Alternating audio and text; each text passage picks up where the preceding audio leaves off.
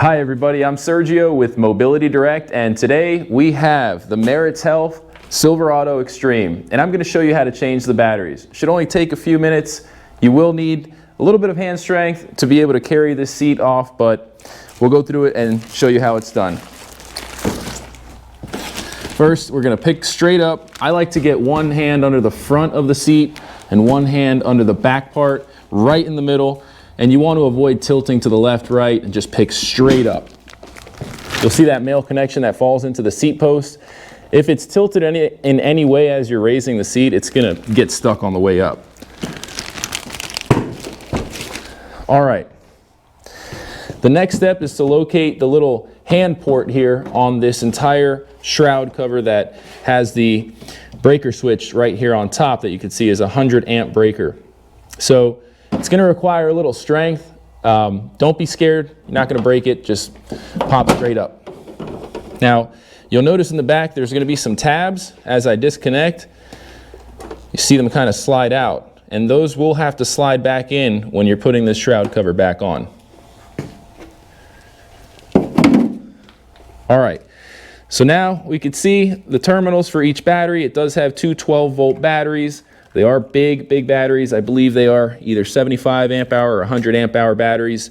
So if you need replacements, we do have them on our website, on the product page, in the related product section, or in our battery category of our website.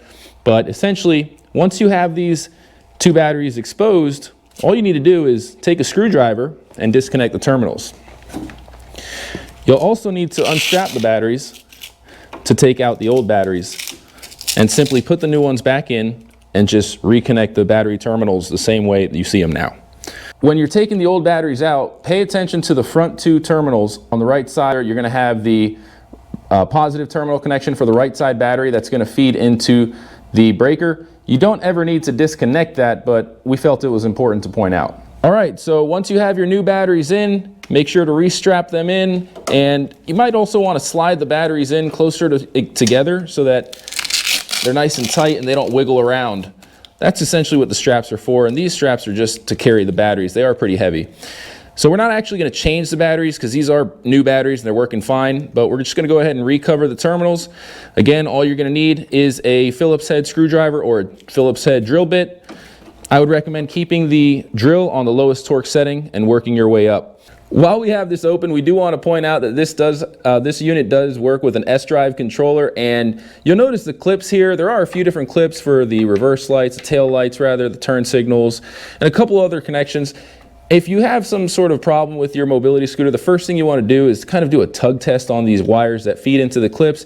If something's loose, you may just need to replace the clip or reconnect it. It is pretty common, especially on heavy-duty mobility scooters that are used outdoors on rugged terrain. When you're ready to put your shroud cover back on, just be careful of the seat post. There is a hole on the shroud cover that's going to go right through it, and you don't want to scratch anything, but mainly you just want to get those back two tabs in there first, and then towards the floorboard there's actually two extra tabs. And on the side, you're going to have a couple of tabs. All of those tabs have slots on the frame, or on the body panels, rather. Just make sure you feed them in.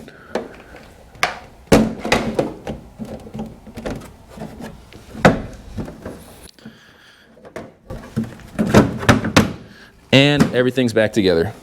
Last step, which is probably going to be the hardest step, is to put the seat back on.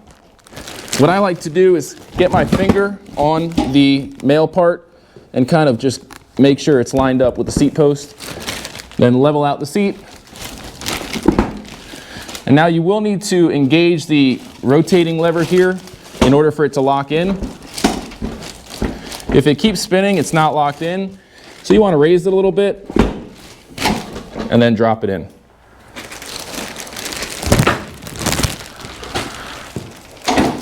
And that's it. See, it's a pretty straightforward process. It might take you a little while if you haven't done it before, but if you have any questions or any suggestions, leave some comments in the comment section below. I'm Sergio with Mobility Direct.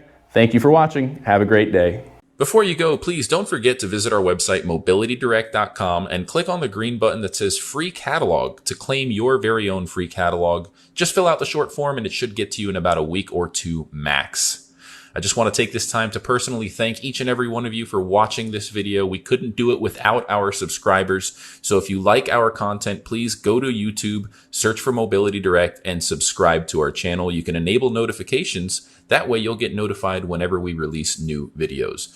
We're constantly making great videos. We have tons of playlists that range from repair videos, unboxing videos, research and development, and much, much more. If you like this video, please feel free to give it a thumbs up and ask any questions in the comments section below. We love hearing from our audience, whether it's feedback, comments, or suggestions for a new video topic. We love hearing from you. None of this could be done without our loyal audience. We hope to hear from you. Thanks for watching again. Have a great day.